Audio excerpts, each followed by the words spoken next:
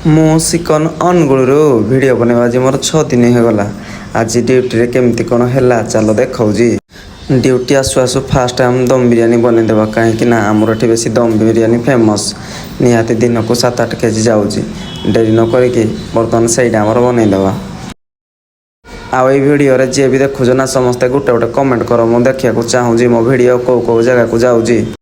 ତାପରେ ସବୁ ମସଲା ପକାଇଦେଲି, ବାଦଲକୁ ଆମର କହିଲି ବାଦଲ ଗୁଳେଇ ଦେ, ଦେଖିପାରୁଥିବ ସେ ପୁରା ରେଡ଼ି କରି। ବର୍ତ୍ତମାନ ସକାଳ ଡ୍ୟୁଟି ଆସୁ ଆସୁ କାମ କରୁତୁ ନ କରୁତୁ ପିଲାମାନଙ୍କର ଗରମ ହେଉଛି ନା, ଥଣ୍ଡା ପାଣି ନିହାତି ସରବତ ବନେଇଛି ମୋ ପୁଅ। ବାପ ଡାକି ଆଗ, ବାପ ଡାକି କ'ଣ ପିଇବି ଆଗ ମାଗେ ବାପ ଡାକି ଆଗ। ମୋ ପୁଅ ଲାଜ କରୁଛି, ବାପ ଆଜି ଡାକୁନି। ଚକୋଲେଟ୍ ଆଉ କିଛି ମିଠା ନାହିଁ।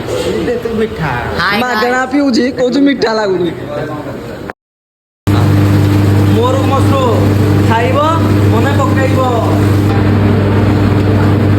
ଦେଖିପାରୁଥିବ ଯିଏ ଖାଇବ ସିଏ ହଜିବ। ନାଇଁ ନାଇଁ ଦେଖୁଛ ନାଇଁ କେମିତି ପିଆଜ ଘଣ୍ଟା ହଉଛି। କିଚେନରେ କାମ କରିବ ଏମିତି ପେଲି ହବ।